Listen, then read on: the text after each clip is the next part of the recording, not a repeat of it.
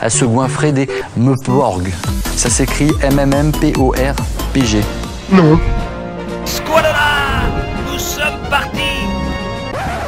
Et on a le sentiment parfois que certains d'entre eux vivent dans la rue les jeux vidéo qui les ont intoxiqués. Nani? And also video games. I'm hearing more and more people say the level of violence on video games is really shaping young people's thoughts. Bonjour, bonsoir à toutes et à tous et bienvenue dans Des fois jeux vidéo, votre podcast qui vient redorer l'image de ces technologies tellement diabolisées. Un seul mot d'ordre, remettre les points sur les i en regardant ce que dit la science des jeux vidéo, notamment dans leur rapport avec notre santé mentale, mais pas que. Ici Mathieu Serbet, psychologue spécialisé en neuropsychologie et grand passionné de jeux vidéo pour vous servir, et contrairement à d'habitude, je ne serai pas accompagné de Swan, ma fidèle assistante robotique, mais je suis accompagné d'une personne cette fois bien humaine, qui s'appelle Marie, et je te laisse te présenter. Salut Mathieu, donc Marie Johannin, je suis psychologue clinicienne en pédopsychiatrie. Et vous êtes donc parfaitement entouré de psychologues pour la création de ce podcast.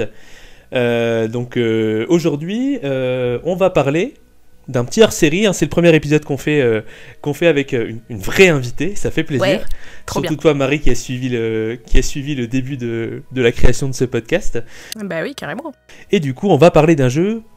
On va parler d'un jeu qui nous a beaucoup parlé à tous les deux et qui s'appelle, je te laisse le dire, Stardew Valley. Donc, on se retrouve aujourd'hui pour un temps indéterminé. Je ne sais pas à l'heure où on commence combien de temps durera ce podcast, mais en tout cas, on vient vous parler de Stardew Valley. Donc, ouais. C'est un jeu qui nous vient de Chucklefish Games avec un PEGI 12, donc une recommandation d'âge minimum de 12 ans. On est sur un genre simulation et jeu de rôle. C'est un jeu qui va se jouer sur différentes plateformes. Il peut se jouer un peu partout. Tous les deux, on l'a expérimenté peut-être sur Switch. Sur Switch, sur PC, sur téléphone. J'ai fait toutes les plateformes. Ah, téléphone. Ouais. Bien joué. Moi, je suis passé par le PC aussi au début, mais téléphone, j'ai pas essayé. J'ai vu il y a quelques jours que ça existait et j'ai failli me laisser tenter par l'aventure. En tout cas, voilà, c'est un jeu qu'on va pouvoir jouer en solo ou aussi en coopération. Moi, ça m'est arrivé d'avoir des parties il y a quelques années où j'avais des potes qui venaient sur la ferme, qui avaient aussi leur petite cabane, etc. Je sais pas si tu as eu l'occasion de tester en coopération. Ouais, j'ai testé un peu en coopération, puis je me suis rendu compte que finalement, l'expérience solo me plaisait plus. C'est pas facile de jouer en coopération. Je sais pas ce que t'en as pensé, mais il y a plein de choses à partager. Et puis, c'est vrai que dans Stardew Valley, moi, le partage, c'était pas toujours simple. Non, je comprends. Je suis pas trop coop sur ce genre de jeu non plus. Et j'aime bien avoir ma petite expérience en solitaire. Aussi beaucoup à cause du fait que le jeu soit très, très immersif. Ouais, tout à fait. Ça fait moins le jeu d'ambiance que, tu vois, c'est pas la partie de Mario Kart ou quelque chose comme ça, quoi. Ah bah ouais. Puis vraiment, Stardew Valley, pour le coup, c'est tellement bac à sable, il y a tellement de choses à faire, il y a tellement de personnages. En fait, t'as presque pas le temps de communiquer avec tes mates, avec tes vrais potes IRL. Finalement, t'es plus tenté de... Bah non, tu vis ton aventure, tu vas discuter avec les PNJ... C'est ouais, je dirais que c'est plutôt une aventure solo pour moi quand même. Je t'imagine en train de jouer. Me parle pas, je suis en train de récolter mes exactement, navets. mais c'est tout à fait ça en plus. C'est tout à fait ça. Attends, là je parle à Linus, c'est un moment hyper important. Tu peux pas me déconcentrer, c'est pas possible. Ouais, je comprends parfaitement. Je te propose peut-être qu'on décrive le jeu parce que là on en parle, mais ouais. C'est quoi Stardew Valley ? Je te laisse l'honneur. C'est quoi Stardew Valley ? En fait, il y a plein de manières de décrire Stardew Valley. Je pense que en fonction de si t'as 10 heures, 20 heures, 100 heures ou 700 heures, tu vas avoir une manière différente de le décrire. Je pense que si on revient aux bases, Stardew Valley, c'est un jeu de simulation agricole. Avec une partie jeu de rôle où l'idée c'est de construire ta ferme, de développer ta culture, de tisser des relations avec les villageois et d'explorer des grottes, d'explorer des choses, et surtout de faire ta propre aventure. C'est un jeu bac à sable, je pense. Exactement, tu le décris bien.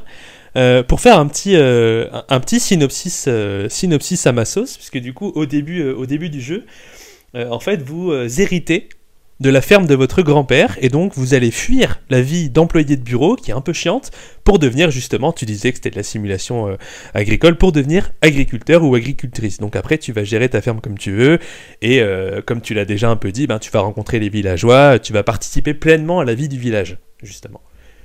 Est-ce que tu as des... Qu'est-ce qui t'a le plus parlé dans ce jeu, on va dire ça comme ça? Qu'est-ce qui m'a plus parlé dans le jeu je dirais quand même la découverte. C'est-à-dire que quand tu commences le jeu, tu as vraiment ta priorité numéro 1, c'est l'agriculture. Et en fait, plus le temps passe, plus tu arrives à autonomiser des choses, plus tu vas aller chercher du côté de la relation, du relationnel avec les autres villageois. Et finalement, tu vas découvrir d'autres parties du jeu, d'autres lieux. Enfin, c'est vraiment le côté très... Ça fait un peu parcours initiatique, en fait, Stardew Valley. Moi, ça m'a plu. Je me suis dit... À moi qui pensais faire un petit jeu de base plutôt Farm Simulator, et en fait je me rends compte qu'on arrive dans un univers avec des secrets, avec des relations. Enfin c'est vraiment le côté initiatique qui m'a pas mal marqué. Je sais pas toi, mais ouais, c'était plutôt ça. Je pense que je rejoins tout à fait ton expérience. Le côté initiatique, il commence peut-être au moment où tu arrives dans le centre communautaire avec les petits junimaux là. Ouais, carrément.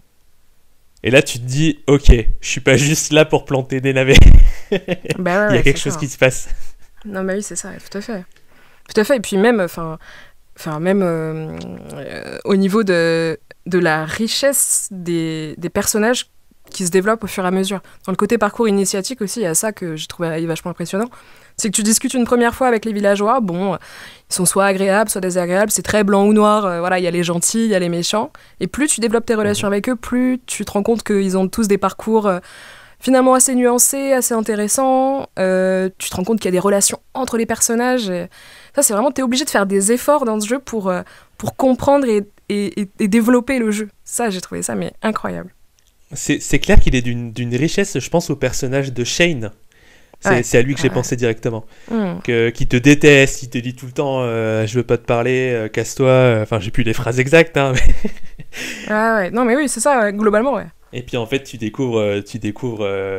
Enfin, je sais pas si on peut spoiler ou si on appelle ça du spoil alors que le jeu a quelques années, mais voilà qu'il présente quand même un petit trouble d'usage de l'alcool, qu'il a une vie qui a pas été très très facile. Il vit avec, je sais plus si c'est sa tante ou. J'ai plus tous les liens en tête, mais. Voilà, enfin, t'as des personnages, comme tu dis, qui sont très creusés, mais que tu vois pas du tout au premier abord. En ça, je pense que les développeurs ont été assez géniaux. Bah oui. En fait, ce jeu, il te donne... Alors, à la fois, il est quand même très contenant, très sécurisant. Enfin, t'es quand même dans un monde un peu idéal. Voilà, t'es loin de la vie de bureau, t'es au grand air, c'est super... Comme ça, il y a un côté un peu très parfait au début, et plus tu creuses, et plus tu te rends compte qu'il y a des finesses dans l'écriture, des choses, des personnages, des lieux. Franchement, c'est assez fou. Hein. C'est une aventure humaine, en fait, que tu vas vraiment créer comme tu veux. Tu parlais de parcours initiatique, mais c'est vraiment, je pense que tu vas demander à 50 joueurs, il n'y en a pas un ou une qui va te relater la même expérience. Ah ouais, tout à fait. Puis je pense que toi aussi certainement, mais tu sais, quand tu parles à des gens de Stardew Valley, t'as toujours celui qui dit « Oh, et moi, Stardew Valley, tout ce que je fais, c'est pêcher. Je pêche toute la journée, je fais que ça. » Puis t'as celui qui dit « Oh, et moi, l'agriculture, ça me saoule. Moi, je vais juste dans les grottes et je tape des petits monstres. » En fait, t'as des aventures différentes à chaque fois. D'ailleurs, toi, c'était quoi Comment tu décrirais ton aventure, Stardew Valley ?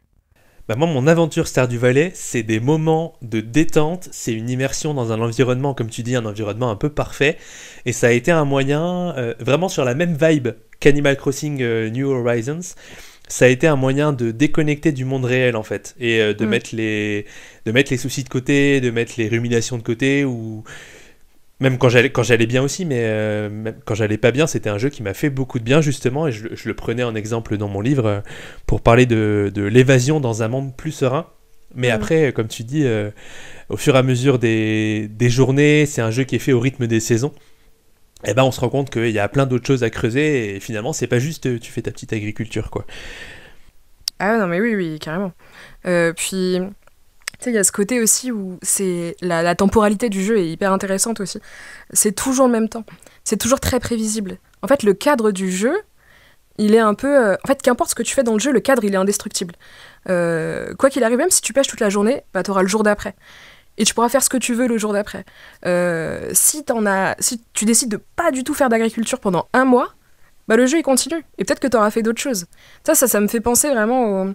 Je sais pas si ça te parle, un concept qui a été développé par René Roussillon qui s'appelle le médium malléable. Je sais pas si ça te dit quelque chose. Non, du tout, je te laisse nous en dire quelques mots. En fait, le médium malléable, c'est très lié aussi aux théories de Winnicott sur l'ère transitionnelle et l'ère intermédiaire d'expérience. En fait, le médium malléable, c'est un peu le médium parfait. Et ce qui caractérise un médium malléable, c'est la prévisibilité et le caractère indestructible. Enfin, en tout cas, c'est 2 choses qui sont très importantes. Et je trouve qu'on retrouve ça dans Stardew Valley, sur le fait que c'est, en fait, qu'importe ce que tu fais, même si t'attaques à fond les règles du jeu, même si tu décides de pas du tout faire ce que le jeu a envie que tu fasses, bah t'auras le jour d'après. Et le jour d'après, tu pourras recommencer. Et le côté très prévisible, bah c'est toujours la même chose en fait. Le jeu, il te présente toujours les mêmes journées. Alors oui, ok, t'as des événements de temps en temps, mais finalement, tu vas te coucher, tu te réveilles, il est 8h, faut absolument que tu plantes tes navets rapidement, que tu les arroses. Il y a un côté comme ça très, très contenant en fait, dans ce jeu. Exactement, en fait cet aspect-là contenant et routinier, à la fois je pense que tu as des gens qui te diront bah, c'est toujours la même chose, tu fais tes journées, tu vas planter tes trucs, et à la fois tu peux totalement sortir de ta routine, et moi je me dis ok, aujourd'hui c'est la récolte de tel légume parce qu'on est en telle saison, etc. Il faut absolument que j'aille acheter des graines parce que c'est le jour où le magasin il est ouvert, machin. Et demain, je vais à fond sur les mines, tu vois, et tu te fais tout un plan d'action sur qu'est-ce que je vais faire, et finalement tu es en train de faire ton petit agenda, mais quand même bien loin de ton agenda de la vie réelle.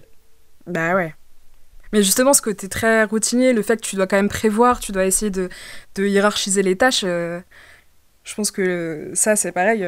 Toi qui es neuropsychologue, ça doit pas mal te parler, je pense.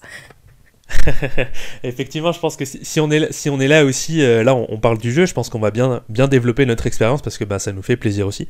Mais on est là pour parler de jeux vidéo et santé mentale parce que il y a aussi toute une question, enfin une réflexion plutôt qu'on va se poser ensemble, tous les deux, puis avec les auditeurs et auditrices, de qu'est-ce que ce jeu vient faire dans le rapport avec notre santé mentale, qu'est-ce qu'il peut venir nous apporter, en quoi est-ce qu'il est cool, éventuellement qu'est-ce qu'il y aurait aussi comme point auquel il faudrait faire attention. Moi par exemple, des fois c'est difficile de dire allez encore une journée et puis j'arrête, allez encore une journée et puis j'arrête. Ah, tout à fait, ouais. Et mais ça, c'est le cas pour beaucoup de jeux vidéo. Et du coup, en tant que neuropsy, ouais, je vois la cognition. Donc la cognition, on en a parlé dans notre épisode 3. Alors évidemment, en neuropsy, ça se résume pas qu'à ça, mais c'est vrai qu'on va penser à, les personnes qui ont des difficultés pour s'organiser, planifier, pour rester attentifs, par exemple. Est-ce que ce jeu-là, il peut avoir un sens ? Et du coup, comme tu disais, on va aller prioriser les tâches, on va dire dans quel ordre je vais faire quelle chose. Il faut aussi prêter attention aux horaires, puisque le bar, les magasins, les différents stands ne sont pas ouverts aux mêmes heures, aux mêmes jours, etc. Il y a un truc où je me dis, ça serait vachement intéressant dans un accompagnement avec quelqu'un qui joue à Stardew Valley, ou si on est un parent par exemple, avec un enfant qui aurait des difficultés dans la vraie vie de planification, se dire, tiens, en quoi est-ce que tu mets des stratégies en place dans ce jeu et comment est-ce qu'elles peuvent marcher dans ta vraie vie après ? Comment est-ce que tu peux transposer ça ? Ah ouais, non, carrément. Mais oui, tout à fait. Je pense qu'au-delà d'être un outil, un outil ludique, vraiment un moyen de s'évader, je pense le jeu, il est tellement complet, il est tellement riche que nous, dans notre utilisation plutôt pro, il y a tellement de choses, à penser. Et même au-delà plutôt du côté de la cognition, leur manière d'aborder la santé mentale dans ce jeu, c'est pareil, c'est quelque chose d'hyper intéressant. Parce qu'effectivement, t'en parlais, Shane, avec plutôt quelque chose du côté de l'addicto, ou en tout cas de la dépression, quelque chose comme ça. On va aussi parler du stress post-traumatique. On va parler des conflits conjugaux, des violences intrafamiliales. Je suis en train de me remémorer, mais il y a tellement de choses. Pareil, le personnage de Linus, quand même, il est pas inintéressant. Après, on veut peut-être pas tout spoil, mais la question de la santé mentale dans ce jeu, elle est partout. La solitude aussi, avec Clint, qui nous en parle beaucoup. Et plus on développe une amitié avec lui, plus il nous en parle de cette solitude, où il n'arrive pas à parler aux autres et que c'est compliqué pour lui. c'est quand même, un outil, et là je pense aussi au côté Raptor Neuropsy, c'est un outil de déstigmatisation qui est très très fort aussi, hein, Stardew Valley. Ah oui, c'est incroyable parce qu'en fait, c'est pour reprendre tout ce que tu as dit, tu te mets à la place en fait.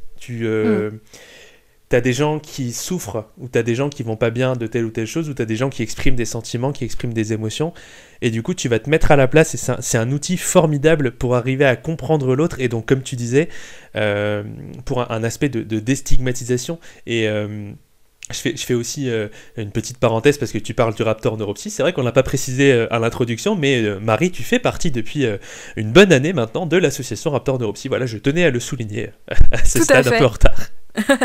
Et c'est avec grand plaisir. Notamment notre dessinatrice phare et unique. Ouais, trop bien. Et moi, je lisais des choses tout à l'heure parce que du coup, je suis en train de construire des fiches jeux pour en fait faire des ateliers avec les gens et qu'ils puissent, que ce soit des parents ou des accompagnants, avoir des jeux qu'ils connaissent pas forcément parce que c'est pas forcément des gamers. Quel accent anglais pitoyable. Et du coup, j'ai vu un bouquin qui s'appelle Video Games in Psychotherapy, qui est sorti l'année dernière. En fait, il prend peut-être une quarantaine d'exemples de jeux. Il y en a quelques-uns qui recoupent avec ce que j'ai choisi. Et cet auteur-là, qui s'appelle, je l'ai sous les yeux, Robert Rice, il nous dit en fait que ce jeu, il vient aussi travailler la question de l'affirmation de soi, de la confiance en soi. Et puis moi je pensais aussi pourquoi pas la question des liens affectifs, parce que tu disais on va au fur et à mesure du jeu apprendre à connaître les gens et apprendre à créer des liens. Et est-ce que tu veux rebondir sur ça, et est-ce que tu veux expliquer les jauges de comment est-ce que on devient plus ou moins proche des gens dans le jeu? Alors je sais pas si... alors oui, comment on devient proche des gens, alors je sais pas si c'est quelque chose à refaire dans la vraie vie, attention. Alors pour devenir ami avec les gens, alors il y a deux manières. Alors il y a d'abord leur parler tous les jours, alors ça je conseille, ça marche. Ça marche dans la vraie vie aussi. Ça marche dans la vraie vie, n'hésitez pas à parler aux gens qui sont autour de vous, c'est très important. Et il y a une deuxième façon de se rapprocher des gens, c'est de leur faire des cadeaux. Alors tous les cadeaux ne marchent pas de la même manière, mais pour comprendre quel cadeau il faut faire, il faut parler, il faut comprendre, il faut aller chez lui, il faut regarder un petit peu ce qui l'entoure, il faut essayer de deviner dans sa personnalité qu'est-ce qui pourrait lui plaire. Et ça, pour le coup, alors, bien sûr, il faut pas tricher, il faut pas les regarder sur Internet, mais c'est quand même quelque chose qui est pas inintéressant pour nous. Parce que finalement, pour tisser des relations, pour faire du lien, on est obligé de s'intéresser et de faire un effort pour nous mettre à la place de ce PNJ et se dire « Ah tiens, si je me comportais comme lui, si je vivais un peu dans ces conditions-là, qu'est-ce qui me ferait plaisir ?» Et ça, c'est juste génial, en fait. Ah bah, complètement, j'aimerais rebondir sur deux trucs.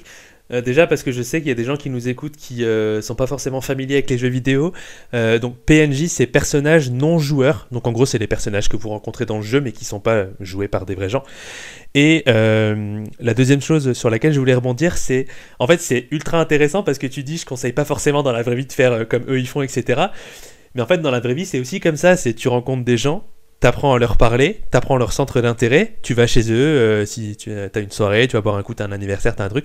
Et en fait, c'est aussi en regardant de quoi la personne est entourée, par qui elle est entourée et de quoi elle parle que tu vas apprendre à savoir c'est quoi qui lui fait le plus plaisir. Et finalement, en soi, ça mime pas trop mal la relation réelle. Ouais, c'est vrai. Alors c'est plutôt la fréquence des cadeaux qui, moi, me questionne sur l'application dans la vie réelle. C'est-à-dire que faire des cadeaux tous les jours à une personne pour devenir son ami, alors faire attention à comment c'est interprété, je pense. C'est ça, exactement.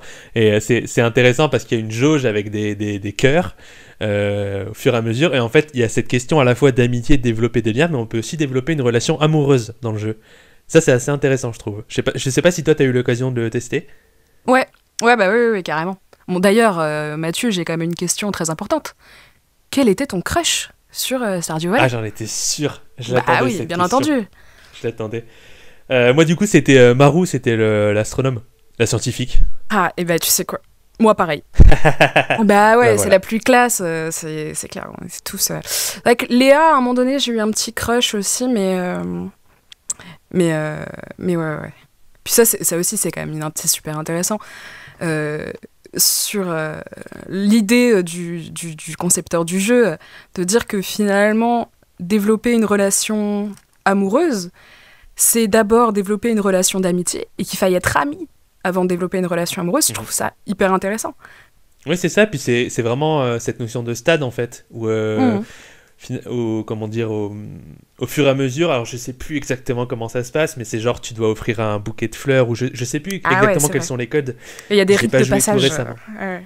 Voilà, il y a des rites de passage. Ouais, tout à fait. Dans la vraie vie, il y a beaucoup de trucs comme ça aussi. Bah oui, tout à fait. Ouais. Le premier date, le bouquet de fleurs, enfin c'est pas... C'est tout à fait vrai. Hein. En plus, avec elle, du coup, tu vas regarder les étoiles et tout ça, vu que forcément, c'est l'astronome avec son petit télescope. Bah ouais, c'est méga romantique, ça fait rêver. Encore une fois, on est dans un monde parfait. On rêverait tous que notre premier date, ça se passe comme ça. Donc oui, non, c'est plutôt très, très cool. Mais il est humainement très intéressant, ce jeu. Petit élément qui est quand même intéressant aussi, sur le développement des relations amoureuses, donc pour expliquer un petit peu, donc finalement on a des amis dans le jeu, donc on a parfois un amoureux, et notre amoureux à un moment donné, alors je pourrais plus dire exactement à quel moment, mais il peut venir vivre chez nous. Ah oui, exact. Chose intéressante aussi, bon, qui est un peu plus sombre, hein, c'est que quand un PNJ devient notre amoureux, finalement lui, son projet de vie, parce que tous les personnages développent des projets de vie. Enfin voilà, je pense par exemple au personnage de Léa qui veut être sculptrice, si je me trompe pas, ou Émilie qui veut être peintre, ou en tout cas qui est une créative. Finalement, quand ils deviennent notre amoureux, quand ils viennent vivre chez nous, souvent ils perdent leur projet. Et ça, moi, en tant que joueuse, ça m'a marqué.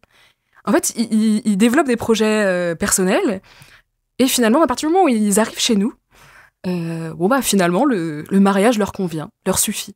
Je sais pas si toi, ça t'a fait quelque chose, ce truc-là. Eh ben, c'est marrant, parce que je pense que j'ai pas assez... comment dire, en fait, plus j'avance dans le jeu, bon, du coup, tu mets longtemps à créer cette relation-là, puisque il faut... T'as les cadeaux, t'as tous les rites de passage, etc. Tu fais pas ça en 3 heures de jeu. Et en fait, j'arrive à un moment où... mon agriculture, elle se gère toute seule, mes serres, les animaux, le bétail, tout ça, et du coup, je suis beaucoup plus dans... Je veux résoudre le mystère qu'il y a derrière le jeu. D'ailleurs, j'ai jamais réussi à aller jusqu'au bout. Ouais. Jusqu'au bout, jusqu'à tous les niveaux de la 2e mine et tout ça, j'ai jamais réussi. Et du coup, j'ai délaissé un peu le champ et les relations sociales, etc. Et donc, ça m'a pas tiqué de la même façon que ça m'aurait tiqué si j'étais resté sur la ferme. Mais je voulais trop, en plus c'était la 2e ou 3e fois que je refaisais le jeu, je voulais tellement réussir à aller jusqu'au bout que j'ai complètement délaissé ces parties-là, tu vois. On dirait presque une thérapie ce que tu es en train de faire, mais dans la vraie vie, c'est pas comme ça que ça se passe. Mais oui, il y a eu tout. C'est vrai que du coup, j'ai pas eu le temps pour que la relation, une fois que la personne elle vienne habiter, elle soit plus approfondie en fait dans le jeu. J'ai pas pu le tester. Ah ouais, non, moi, mais je comprends que ça m'a marqué. Ouais. Parce que je me suis dit, tu perds ton individualité. Bah oui, tout à fait. Et là, pour le coup, je me suis dit, c'est intéressant quand même. Enfin, leur manière de... Enfin, parce que c'est... sachant que c'est un truc à préciser aussi, c'est que Stardew Valley, ça a été créé par une seule et même personne. Il n'y a qu'un seul créateur qui a tout fait dans le jeu. Alors, je veux pas me tromper sur le nom. Tu l'as dit peut-être ? Moi, j'ai le nom de l'éditeur. Mais je crois que comment on appelle ça, le développeur, c'était un pseudo, c'était pas Concerned Ape. Attends. Alors ça c'est sur Twitter, il s'appelle comme ça, mais Stardew. Oui, donc c'est pas son vrai nom, mais je veux dire c'est le nom du développeur qui est nommé en fait dans le. Eric Baron, il s'appelle ce monsieur. Ok. Alors, Eric Baron. Donc ça c'est aussi intéressant, c'est que la particularité de ce jeu, c'est que ça a été créé, tout a été pensé, tout a été imaginé par une seule et même personne.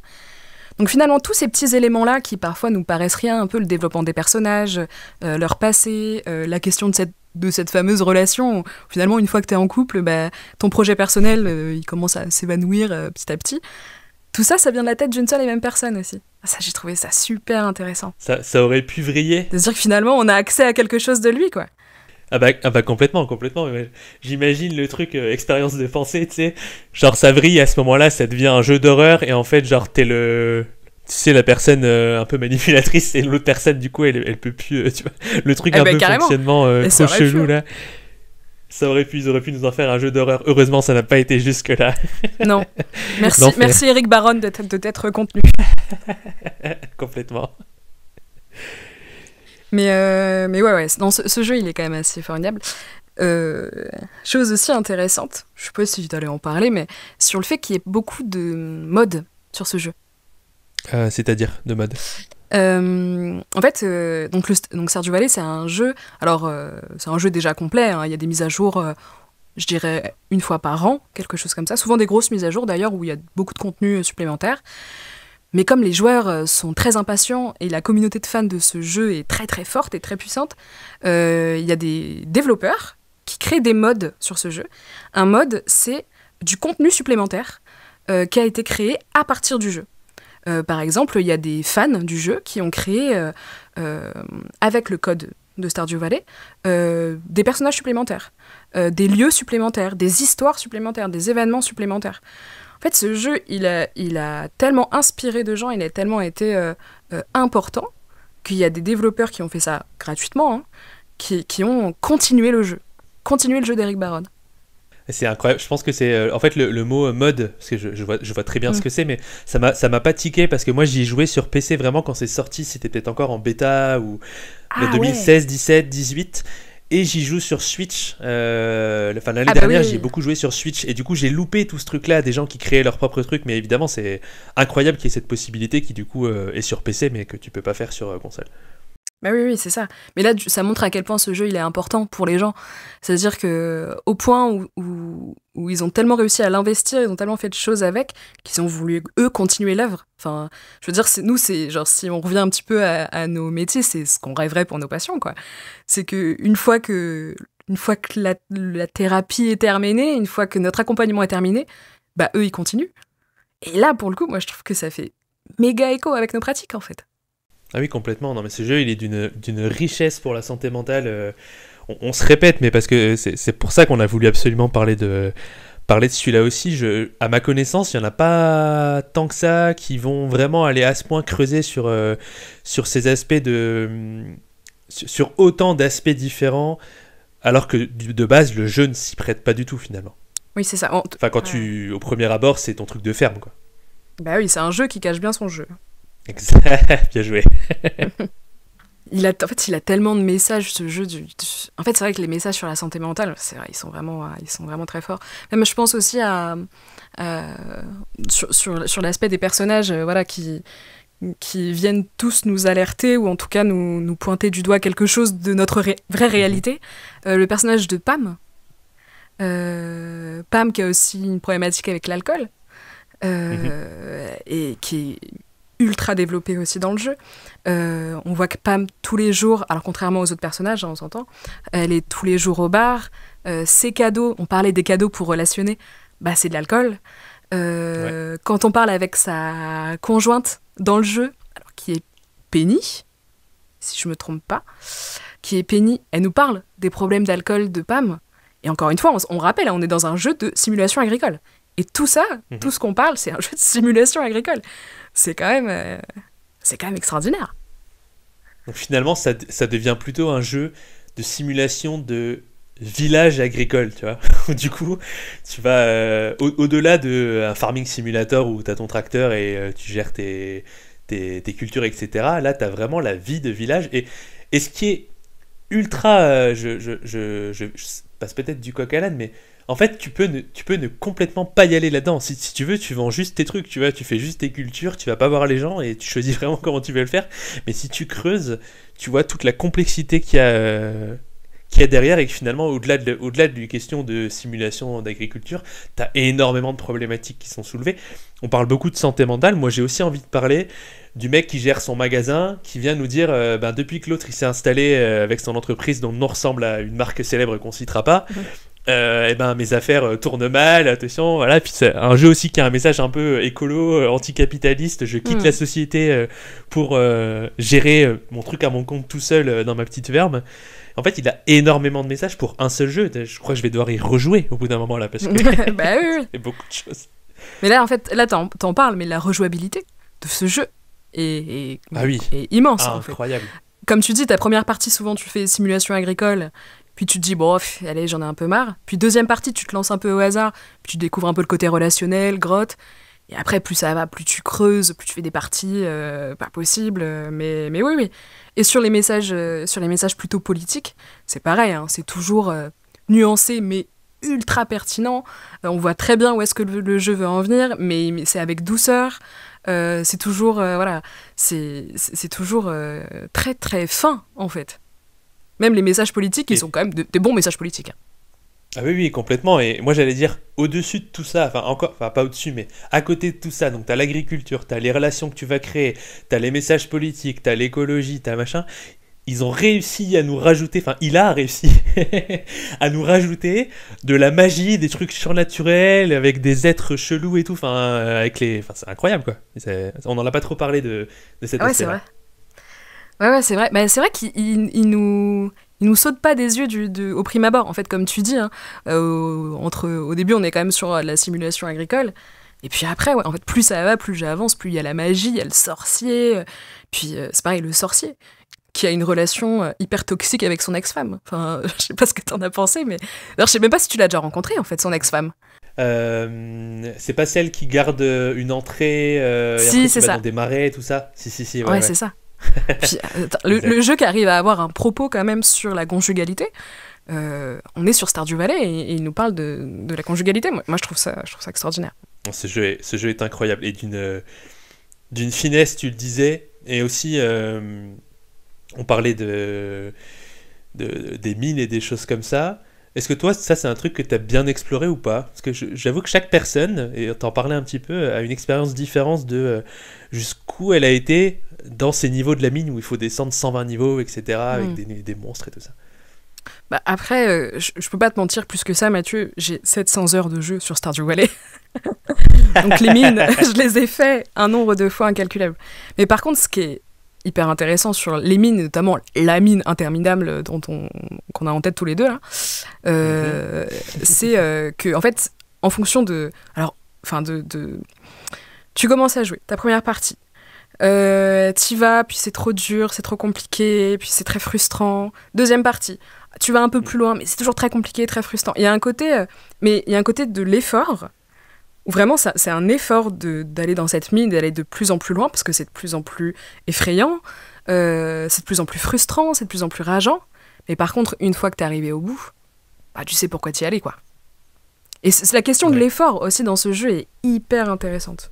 C'est ça, il y a la question de la montée en compétences, mais c'est pareil même pour l'agriculture.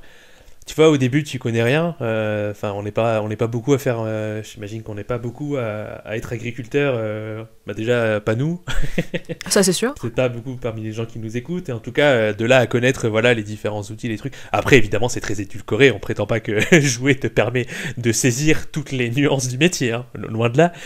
Mais du coup, t'as un sentiment d'accomplissement en fait qui est incroyable parce que tu prends ta houe, tu fais tes petits chemins de terre, tu plantes tes petits panais et puis au fur et à mesure tu vas planter tes autres trucs qui te rapportent plus et qui te permettent du coup d'avoir des animaux, d'être complètement en autonomie en fait. Et après t'as tes propres recettes et t'as ta baraque que tu peux agrandir et tout ça. Enfin il y a un truc vraiment, un sentiment d'accomplissement. Et comme le jeu il a pas de fin et que t'as un cadre contenant et où les jours se répètent, t'as jamais perdu en fait. Tu prendras 1 an, 2 ans, 3 ans, 10 ans en équivalent de jeu, mais t'y arriveras. Bah oui, comme tu dis, puis rien n'est gratuit dans le jeu, tout nécessite des efforts. En fait, tout fonctionne par petites étapes, mais finalement, vu que le jeu le décompose pour toi, ces petites étapes, bah finalement t'y arrives en fait à ton objectif, t'y arrives à t'avoir ta grande maison, ton champ méga automatisé qui te permet d'avoir un super rendement. Mais t'es obligé de faire des efforts. Comme tu dis, alors au début t'es avec ta houe, t'es avec ton arrosoir, et tu dois aller arroser chaque petite plante. Mais c'est parce que t'es passé par là que le jeu te permet plus tard de pouvoir automatiser et d'aller te concentrer sur autre chose. Mais t'es obligé de passer par là. Et c'est super intéressant parce que, je sais pas si toi ça te l'a fait, mais j'imagine que tu l'as aussi du coup recommencé un certain nombre de fois, c'est que quand tu recommences, tu fais...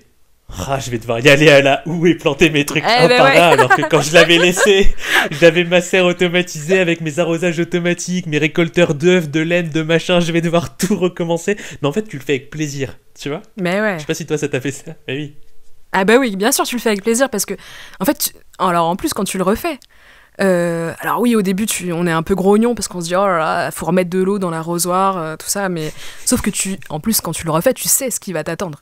Tu sais à quel point la récompense est géniale et à quel point après ton champ, il va te permettre de pouvoir avoir un super rendement, d'acheter plein de choses. Donc ouais, en fait, refaire ces étapes et refaire cette espèce de jeu de commencer par faire des efforts et tout ça, c'est hyper gratifiant, c'est hyper plaisant. C'est confort, quoi. Et puis tu peux même, on n'en a pas parlé, mais tu peux choisir un terrain de début différent, où tu es plus dans la forêt, plus près des lacs, enfin ta maison elle aura un environnement qui sera différent selon ce que tu souhaites en faire. Ah ouais, c'est vrai ça. Ouais, c'est vrai, Moi, carrément, je n'y ai même pas pensé, mais oui, tout à fait. Tu sais, ça me fait un peu penser à nos collègues hypnothérapeutes, tu vois, qui te disent de t'imaginer au début dans quelque chose de très agréable pour toi. Ils disent, bon alors t'es plutôt forêt, t'es plutôt lac, et là le jeu il nous le fait aussi. Il nous dit, alors attends, avant de commencer le jeu, quel est toi ton endroit préféré? Plutôt la forêt, plutôt le lac, plutôt la plage Mais ouais, en fait le jeu il mime quelque chose quand même du processus thérapeutique. Hein. Ah mais complètement. Et nous arrivons à la moitié de cet épisode, le moment idéal pour vous proposer une petite pause musicale. Si vous êtes déjà joueur ou joueuse de Stardew Valley, ce sera une Madeleine de Proust pour vous replonger dans la saison printanière avec l'une des premières musiques que l'on entend, à savoir It's a Big World Outside. Si vous ne connaissez pas le jeu, j'espère que ce sera une belle découverte de cette bande-son incroyable dont on aura l'occasion de rediscuter et qui a été, comme tout le reste, créé par une seule et même personne, à savoir Eric Barron. Vous en entendez déjà les premières notes, on se retrouve juste après.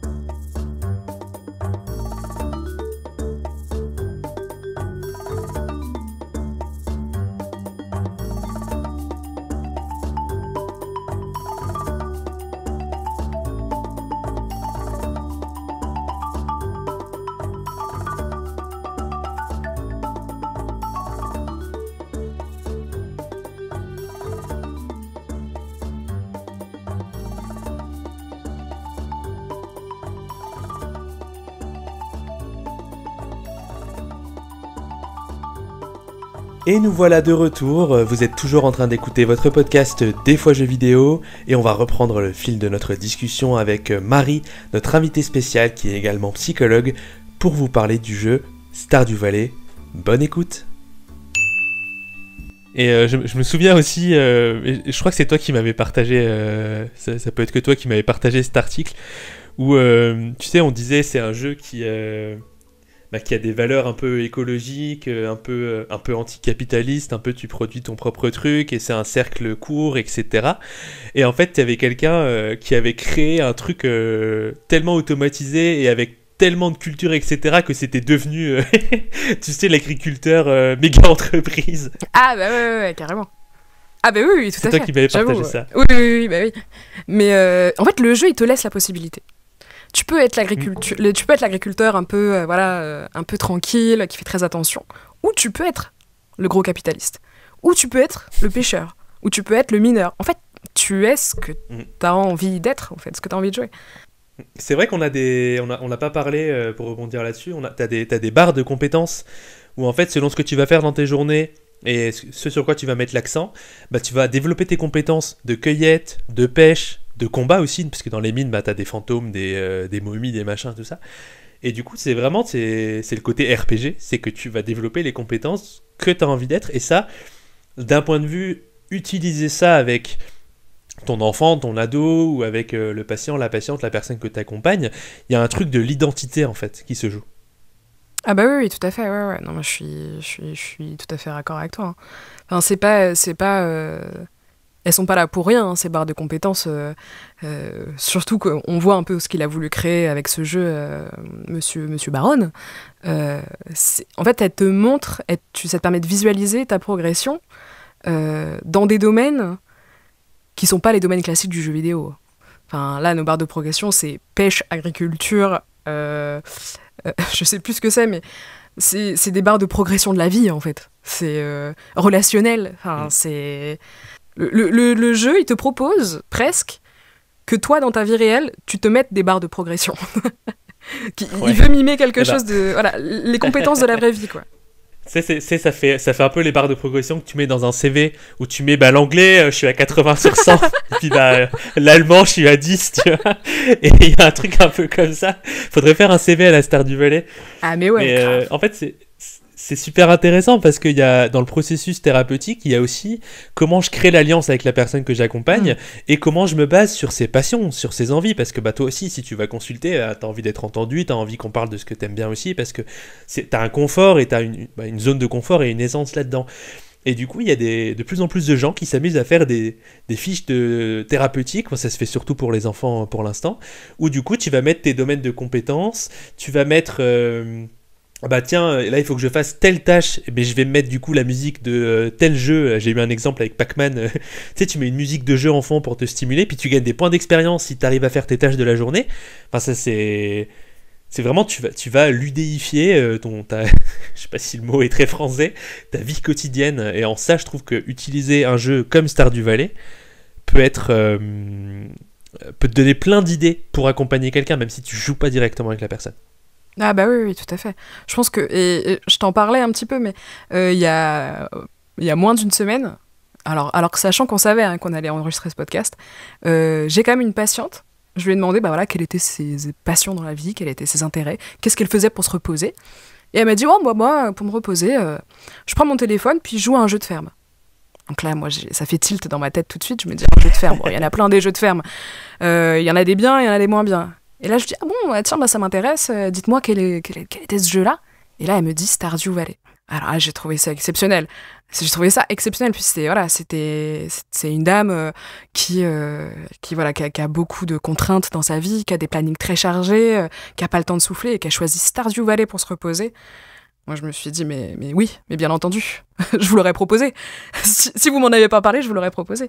Et est-ce que c'est pas justement le parfait symptôme, n'importe quoi, le parfait signe que ce jeu, c'est totalement aussi un échappatoire finalement, mais au sens positif, parce qu'évidemment, utiliser les jeux vidéo pour éviter les situations, ça va pas résoudre les situations. Si j'ai pas envie de payer mes impôts parce que ça me fait flipper et que du coup, je joue, les impôts ils vont pas se payer tout seuls, ou la maison elle va pas se nettoyer toute seule. Donc il y a quand même cette limite là, mais ce jeu il permet une telle immersion et on s'échappe vraiment dans une vie qui est différente, même si on se donne plein de tâches à faire, c'est détente et c'est chill en fait, et pour ça il est excellent. Bah oui, puis après sur le côté détente et chill aussi, c'est rien que l'aspect esthétique du jeu. Donc c'est quand même un jeu en pixel art. Des jeux en pixel art, aujourd'hui, voilà, il y a des petits jeux indés par-ci par-là, mais un jeu comme ça, aussi complet, aussi riche, aussi long en pixel art, il n'y en a pas tant que ça. Et ça, je pense aussi que ça vient jouer, ça vient concourir à l'aspect très réconfortant, très doudou de ce jeu-là. Parce que le pixel art, nous, ce que ça nous évoque, c'est plutôt l'enfance, plutôt nos jeux d'enfance. Et c'est très coloré, c'est très beau, c'est très simple. Les formes sont simples. Il y a quelque chose de vraiment qui concourt à une espèce de perfection esthétique qui est vachement intéressante. Et je pense qu'il y a des gens que ça rebute. J'avais entendu ce truc-là parce que on va tellement de plus en plus vers des jeux, tu sais, qui sont ultra réalistes, physiquement, j'entends, enfin, dans le design. Et en fait, ce jeu-là, il va complètement à contre-courant de ça.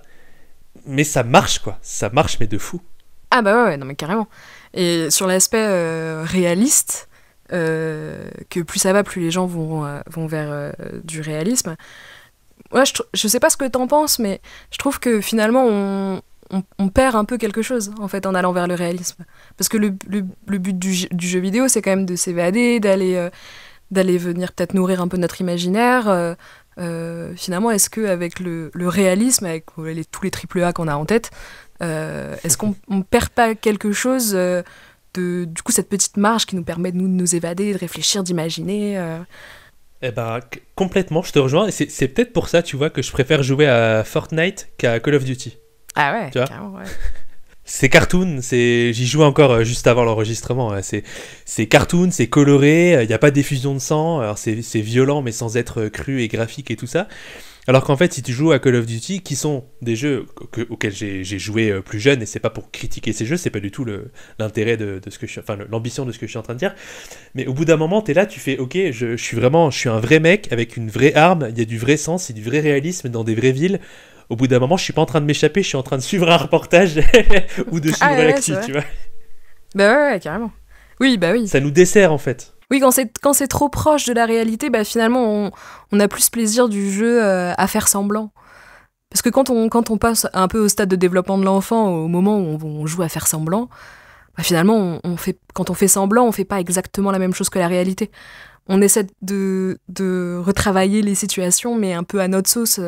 On bricole un peu avec le réel. Alors bon, quand t'as une scène tout à fait réaliste qui pourrait presque être, comme tu dis, un documentaire ou un reportage, la marge pour réfléchir et pour s'identifier, elle est un petit peu plus mince, quoi. Je pense qu'il y a certains jeux dans lesquels c'est incroyable. Je pense à Red Dead Redemption, où t'es en immersion, mais dans un monde qui est pas le nôtre, en fait. Donc t'as quand même un échappatoire, puisque t'es dans un monde qui est pas du tout dans la même chronologie, et pas du tout avec les mêmes personnes, et pas du tout avec les mêmes moyens. Et du coup, ça devient un truc qui reste irréel, alors que quand tu fais des jeux réalistes dans le monde d'aujourd'hui, imaginons en plus que ça soit guerrier ou dystopique ou des choses comme ça, le jeu perd cet aspect. Mais après, peut-être qu'il y a des gens qui cherchent justement cette immersion-là, donc ça reste une catégorie de jeu qui est intéressante, mais c'est vrai que moi, ça me parle pas. Je suis plus dans le pixel. Voilà. Ouais. En tout cas, pour travailler l'imaginaire, la créativité, je pense que ça, c'est intéressant quand même pour nous, le côté pixel art. Enfin, je pense, par exemple, si on revient un peu sur Stardew Valley, le musée, Gunther, celui qui tient le musée, d'ailleurs, Gunther, personnage très intéressant, très mystérieux, qui est un des seuls personnages à qui on peut à peine parler. Donc on pourrait peut-être presque se construire toute une mythologie autour de Gunther, ce personnage qui tient le musée qu'on ne connaît pas finalement.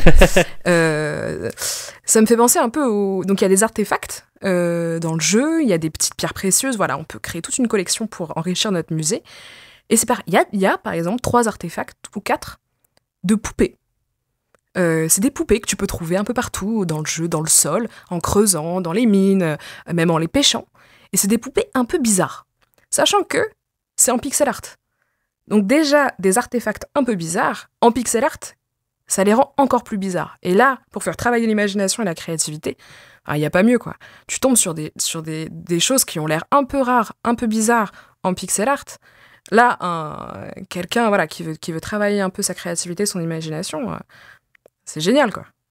Et justement, toi, en tant que psychologue, pourquoi tu utiliserais ce jeu ? Si tu devais là l'utiliser en séance avec quelqu'un, Est-ce que tu aurais des petits exemples, des petites choses comme ça? Écoute, je sais pas. Je sais pas si je l'utiliserais en séance avec quelqu'un. En fait, je me pose la question en même temps que tu me la poses, hein, mais c'est un jeu presque que je conseillerais.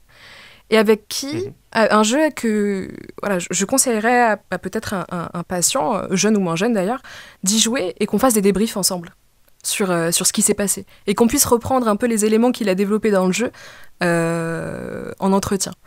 Parce que comme je pense que si on reboucle un peu sur le début de ce qu'on s'est dit, bah, c'est une aventure solo en fait. Et nous, on l'a aimé parce que c'était une aventure solo et qu'on a découvert plein de choses. Et parce que c'était aussi quelque chose d'un peu d'initiatique qui nous a beaucoup plu. Intime en fait, presque. Ouais, voilà, c'est ça, mais tout à fait, je suis tout à fait d'accord avec toi. Et du coup, je serais presque tentée de laisser mon patient ou ma patiente jouer au jeu et qu'on en parle après. Et qu'on puisse un peu aller un petit peu plus loin ensemble sur les thématiques qu'elle a pu développer avec tel ou tel personnage. Qu'est-ce que ça lui a fait ressentir, la grotte, l'agriculture est très timée, la question des saisons qui passent. Moi, je travaillerais plus le contenu du jeu en entretien plutôt que sur le jeu directement. Mais de toute façon, ça va être difficile de faire 700 heures en séance de psycho. Bah ouais, puis je lui spoilerais tout le jeu et tout, ce serait insupportable. C'est ça. Mais non, mais c'est intéressant ce que tu dis. Et toi alors? Eh ben, du coup, j'y réfléchis pareil en même temps. Hein. Vraiment, ce podcast n'est pas scripté. Hein. On est sur de la totale improvisation, contrairement aux autres épisodes. Et du coup, moi, je pense beaucoup à la question des valeurs et de l'identité. C'est-à-dire qui je suis en tant que personne, qu'est-ce que je veux transmettre aux autres, qu'est-ce qui me porte. Tu vois, je pense à la thérapie d'acceptation et d'engagement où je vais aller vers mes valeurs. Bah, si mes valeurs, c'est le partage, c'est être à l'écoute des autres, ben peut-être que mon personnage il va plus aller voir les gens, essayer de comprendre qu'est-ce qu'ils aiment dans la vie, discuter avec eux, comprendre leurs problèmes, etc. Je vais faire de la psycho de comptoir avec mon personnage, tu vois. Et je pense que utiliser avec quelqu'un dans les mêmes conditions que toi, c'est-à-dire tu vas pas jouer en séance, la personne elle va jouer puis tu vas débriefer, ça serait vraiment ce truc-là de qu'est-ce que ça a fait résonner en vous de ce que vous êtes. De ce que vous avez envie d'être, de ce que vous avez envie d'incarner. En fait, t'as des trucs très thérapie acte, pleine conscience. Ce truc aussi, quelle émotion ça a suscité. Est-ce que ça a fait réveiller des choses de la vraie vie, positives ou négatives, et pourquoi? Enfin, tu vois, aller creuser un peu des choses comme ça, même plus que sur l'aspect, parce que je disais, voilà, neuropsy, l'aspect cognitif, mais c'est pas forcément ce qui est le plus intéressant avec ce jeu-là, où ça serait plus dans le relationnel et dans la construction de l'identité qu'il y aurait des choses à creuser. Ouais, tout à fait. Puis là, du coup, en t'écoutant, ça me fait aussi écho. Enfin, je pense à moi, mes patients. Donc, je travaille en pédopsychiatrie à l'hôpital, et avec les patients que j'ai, souvent, effectivement, la question de la réflexivité, de la mentalisation, c'est souvent quand même au cœur de nos prises en charge. Je dis nous, parce qu'on travaille en binôme. Et la question de se mettre à la place, de la position réflexive, je pense que Stardew Valley, on y est aussi. Hein. Comme tu le disais, hein, qu'est-ce que ce personnage il a ressenti, tu penses? Toi, si t'étais à la place de ce personnage, qu'est-ce que tu dirais? D'ailleurs, si toi, t'étais à la place de ce personnage, comment tu verrais ton personnage à toi? Enfin, voilà, travailler sur se mettre à la place de l'autre et avoir un regard sur sa propre manière de jouer. Tout ça, c'est des choses qu'on travaille tout le temps. Et avoir un médium tel que Stardew Valley pour travailler ces choses-là, c'est encore mieux, quoi.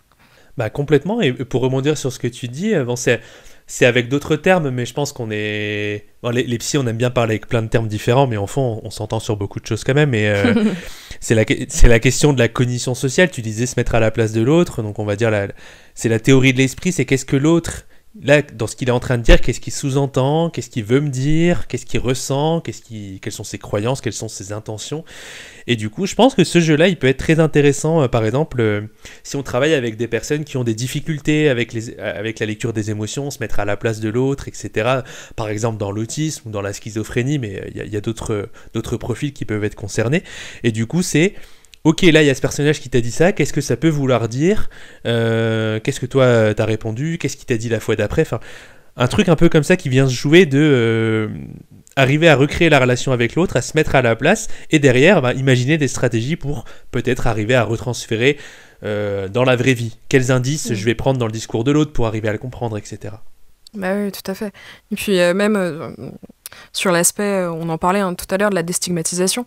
Quand on travaille à l'hôpital, on travaille aussi avec des gens qui sont victimes eux-mêmes de stigmatisation, qui sont parfois institutionnalisés depuis plusieurs années. Et ce jeu, c'est aussi un modèle d'inclusion. On se retrouve avec des personnages qui ont des problématiques tous très différentes. Parfois des troubles psychiques, psychiatriques, et qui pourtant se retrouvent au bar, discutent ensemble, ils passent des bons moments, ils relationnent entre eux. Il y a un côté aussi très... je pense que nous, dans nos idéaux de psychologues, de se dire, finalement, en fait, même avec toute notre diversité, avec toutes nos différences, on peut vivre ensemble et on peut aller côtoyer les mêmes bars, on peut se retrouver sur la plage tous ensemble. Enfin voilà, il y a quelque chose de très positif et de très idéal, mais qui donne envie aussi dans Stardew Valley. C'est très beau ce que tu dis. Il y a un truc vraiment du vivre ensemble et on sait que on est plusieurs à avoir des difficultés en santé mentale, mais c'est normal, on fait avec, on compose avec et on vit notre vie. Et en fait, ce jeu, c'est le rétablissement en santé mentale, tu vois, t'as des difficultés, mais finalement, t'as une intégration sociale, t'es dans les relations avec les autres, les gens le comprennent, il n'y a pas de stigmatisation, je reprends un peu tes mots, tu l'as dit un peu comme ça, je crois, c'est un monde idéal. Ça serait bien si dans tous les bars, ça se passait comme ça, si dans tous les magasins, ça se passait comme ça, si sur toutes les places publiques, ça se passait comme ça. Ouais, bah oui, il donne envie. Puis, bon, je pense que, quand on parle d'idéal, on parle pas d'utopie non plus. C'est-à-dire qu'on œuvre un peu tous dans ce sens-là et qu'on essaye de faire en sorte, nous, chacun, avec notre petite, avec nos petits moyens, que le monde, notamment le monde de la psychologie, de la psychiatrie, soit de plus en plus inclusif.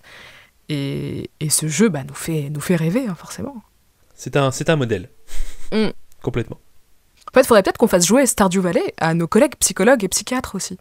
Je sais pas ce que t'en penses. Ouais. Pour qu'ils puissent l'avoir en tête, ça. Tout ce modèle, vers quoi on tend. Ce serait peut-être une bonne chose. Hein. C'est ça, tu leur mets les petites scènes du bar où il y a Shane, où il y a Pam. Voilà. Tu vois, tu leur fais montrer comment les échanges évoluent, etc. Oui. Il y a un truc très idéaliste, je pense pas inatteignable, mais idéaliste. Et c'est peut-être aussi ça, finalement, dans Stardew Valley, qui fait du bien et qui fait partie de la déconnexion et de l'aspect très immersif et relaxant. C'est que tout se passe bien. T'as des fois des gens qui se gueulent dessus, t'as des petits conflits, des petits trucs, mais c'est quand même très édulcoré, alors qu'il y a des thématiques parfois très compliquées ou des problématiques de santé mentale qui sont traitées. Donc ça fait du bien de sortir un peu d'un monde où le premier média saute sur l'info en mettant une maladie mentale, psychique sur comme responsable d'un phénomène, etc., vient stigmatiser, vient utiliser les mots n'importe comment. Ça fait du bien de sortir de ça et d'être dans un jeu qui nous dit la santé mentale et les soucis de santé mentale, c'est complètement ok et on vit tous avec. Ah bah oui, je suis tout à fait d'accord avec toi. Est-ce qu'il y aurait d'autres trucs qu'on voudrait dire sur ce jeu ? C'est très riche, hein. J'avoue que je vois pas le temps passer. Il y a 12 milliards de thématiques. Bah ouais, c'est ça. C'est vraiment le type de jeu, on pourrait en parler pendant des heures, parce que oui, effectivement, je pense que tu vas en parler, mais il y a tellement de choses qu'on pourrait aborder comme ça. Ah, c'est clair, moi je voulais parler de la BO, la bande-son. Ouais. On n'en a pas parlé, on a parlé du caractère pixel, etc. Mais je te disais, c'est marrant parce que du coup, on a fait tu faisais tes petits tests pour voir comment le micro, ça allait marcher, tout ça, l'enregistrement. Et je t'ai dit, t'inquiète, moi j'écoute la bande-son, j'écoute la bande originale en attendant. Et ça m'a fait du bien de ouf. C'est une immersion, quoi. C'est incroyable, là. C'est tellement chill. C'est incroyable. Et puis même, c'est ça, le jeu, il est tellement cocon, il est tellement réconfortant que une fois que tu y as joué, il suffit juste de te mettre la musique pour que, waouh, ça s'apaise et tu te dis, en fait, on est bien. Ça me rappelle plein de choses, j'adore. En fait, il faudrait faire nos séances d'hypnose ou d'exercice de respiration en écoutant la BO de Stardew Valley. Il y a un côté apaisant, je pense que tu peux faire plein de trucs avec. S'il y en a que ça intéresse, vous allez sur Spotify ou tout autre média, en tout cas ça y est sur Spotify, et vous avez toute la bande originale avec le thème de l'hiver, du printemps, le thème de début du générique, etc. Je vous le conseille aussi. C'est assez incroyable. Est-ce qu'on aurait d'autres choses à dire? On a parlé de quoi? On a parlé comment on crée des liens. Bon, on allait peut-être pas s'étendre sur l'agriculture et expliquer comment tu vas avoir tes vaches et tes poules non plus. Ouais. Ah, moi, je m'étais amusé à donner des noms de personnages de séries à mes animaux. C'est-à-dire que tous mes canards et mes poules, ils avaient des noms des personnages de la série The Office. Je sais pas pourquoi. T'avais le canard Dwight, t'avais le canard Pam. Ah ouais, j'ai jamais pensé à renommer mes Tout le animaux. temps, je le faisais, mais tout le temps.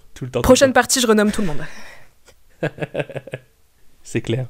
Non, mais il y a trop de choses à dire. Il y a trop de mécaniques différentes. Et moi, ce que je retiens, si je veux faire un petit... tiens, on peut faire peut-être un petit récap de fin chacun, si ça te dit. Mm-hmm. Donc, moi, ce que je retiens vraiment de Stardew Valley, c'est son immersion. C'est la relaxation, c'est vraiment, tu joues, tu mets tous tes problèmes de côté. Je l'ai déjà dit au début de l'émission, mais ça me rappelle un peu, en beaucoup plus complexe, mais ça me rappelle Animal Crossing, celui qui est sorti en 2020. Et en fait, tu vas penser que à ça, tu vas t'investir dans le jeu, mais d'une façon très positive, et tu vas ressortir content parce que tu as accompli des trucs, parce que tu as développé des compétences, parce que tu as découvert des mystères, puis des fois un peu frustré parce que tu fais « Ah putain, ce mystère-là, aujourd'hui, je l'aurai pas, là, j'ai déjà assez joué, j'ai déjà fait assez de journées, on verra plus tard. » Mais c'est quand même du développement de compétences, c'est de la confiance en soi, c'est du sentiment d'efficacité, c'est des choses qui sont tellement positives pour moi qui bosse en santé mentale, en psychiatrie, quand on parle de pouvoir d'agir, quand on parle de rétablissement, etc., que Stardew Valley, pour moi, c'est, si tu peux me permettre le jeu de mots, c'est une mine d'or. Oh, waouh. C'est une mine d'or. Elle était improvisée, elle n'était pas écrite. Pas mal. Que dire de plus Ouais, pour nos amis psychologues qui vont nous écouter, jouez au jeu. Conseillez à vos patients, quand c'est pertinent de jouer à ce jeu-là, et parlez-en. En fait, c'est le meilleur moyen de parler. En fait, il y a tellement de choses il y a tellement de choses qu'ils vont devoir expérimenter pendant le jeu. On n'en a pas beaucoup parlé de ça, mais c'est quand même une ère d'expérience qui est quand même qui est vraiment incroyable. Vous, en tant que psychologue, jouez au jeu et proposez à vos patients de jouer au jeu et faites-en un support de discussion. On a tous en tête des patients comme ça où on n'arrive pas à les accrocher, où ils sont difficilement accessibles. Mais parlez de jeux vidéo. Vous jouez aux jeux vidéo et parlez de jeux vidéo. D'ailleurs, ça marche pas que pour Stardew Valley. Hein. Mais c'est des supports de discussion qui sont tellement incroyables, qui sont tellement riches. Alors, ils ont une richesse intrinsèque, ces jeux-là, hein, ils ont une richesse intrinsèque qui est très forte. Mais la richesse pour en discuter, la richesse à l'extérieur est tout aussi formidable. Et du coup, tu parles, là tu t'adresses aux psychologues, qu'est-ce que tu donnerais comme conseil à des parents? Alors c'est sûr que c'est pas un jeu qui fait peur, hein, tu vois, c'est pas, on n'est pas en train de parler de jeux comme Fortnite qui alerte beaucoup les parents. D'ailleurs, Fortnite, c'est un épisode hors série qui va bientôt sortir. Mais qu'est-ce que tu dirais aux parents? Qu'est-ce que tu conseillerais? En fait, je crois que aux parents, je dirais presque la même chose. Alors peut-être que oui, effectivement, c'est un jeu vidéo. Alors, je crois que Mathieu, il faudra écouter les podcasts précédents de Mathieu, mais c'est un jeu vidéo, donc avec toutes les idées qu'on en a, mais c'est un jeu vidéo qui est presque un conte. C'est un conte de fées, ce jeu. C'est comme un très bon film, c'est une œuvre à part entière. Proposer ce jeu à vos enfants, c'est aussi leur proposer une œuvre artistique qui est très intéressante. Et si en plus vous jouez à ce jeu, si vos enfants jouent à ce jeu et que vous pouvez en parler, que vous pouvez en discuter, que vous pouvez peut-être même aborder des sujets qui sont parfois un peu compliqués, mais en ayant comme support quelque chose comme Stardew Valley, c'est génial. Tentez de jouer. Lancez le jeu, téléchargez-le, il coûte pas très cher en plus, je crois. Jouez 1 heure, 2 heures et faites-vous une idée. Puis si vous trouvez ça sympa, proposez ça à vos enfants. Hein.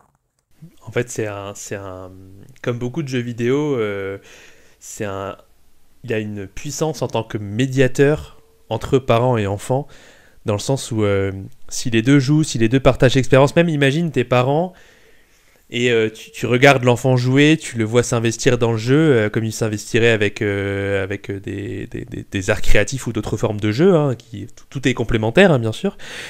Et c'est un moyen d'échanger, de dire ah bah là trop bien t'as réussi, regarde, ah puis là faut pas que tu oublies d'aller au magasin, machin. En fait, je sais pas, tu peux créer tu peux jouer en fait avec lui et créer des moments parents-enfants qui sont super riches. Moi, mais le jour où j'ai des enfants, moi avec évidemment les âges qu'il faut par rapport aux jeux, etc. Mais je pense que les jeux vidéo seront un média que j'utiliserai parce que c'est d'une richesse pour communiquer qui est assez incroyable. Là, dans le cas de Stardew Valley, il est 12 ans et plus. Je pense que c'est parce qu'il y a des éléments de peur à cause de la mine et des choses comme ça. Mais c'est vrai que si t'enlèves ça, c'est du Peggy 3, quoi. C'est du 3 ans et plus. Ah bah oui, c'est abordable. Tout à fait. Eh ben, on a bien parlé. On a bien discuté, ça fait plus d'une heure qu'on échange. Est-ce que tu as encore autre chose à dire ou est-ce qu'on va tranquillement vers une clôture de ce premier hors-série spécial guest? Je pense qu'on va aller tranquillement vers une clôture, mais je tenais quand même à te remercier, Mathieu, d'être ta première guest et de m'avoir fait parler autour d'un jeu que j'aime tant. Eh ben, avec grand plaisir, on aura peut-être d'autres occasions sur d'autres jeux, hein. Moi, tu sais, toujours dispo pour échanger là-dessus. Merci à toi d'avoir accepté de prendre aussi cette heure pour qu'on puisse en échanger, pour donner ton point de vue très riche. Et je pense qu'à la fois on est tous les deux d'accord et à la fois on a tous les deux des façons différentes de le dire. Et je pense que ça va faire un épisode que les gens aimeront bien. J'espère en tout cas. Je sais pas encore quand il sort à l'heure où on tourne, donc pour les personnes qui nous écoutent, vous avez peut-être déjà d'autres épisodes parce que vous arrivez après. Dans tous les cas, ce sera tous les 5 du mois des épisodes des fois jeux vidéo, donc votre podcast pour redorer l'image de ces technologies. On en a bien parlé en positif et pour expliquer comment est-ce qu'on peut l'utiliser avec les autres, pour soi ou en séance ou en tant que parent, etc. Enfin, tellement de possibilités. Donc merci encore Marie pour tout et puis on se retrouve au prochain podcast pour vous chers auditeurs et chères auditrices et puis on se retrouve très bientôt peut-être pour d'autres idées de choses à construire ensemble Marie. Voilà. Avec plaisir, salut! Salut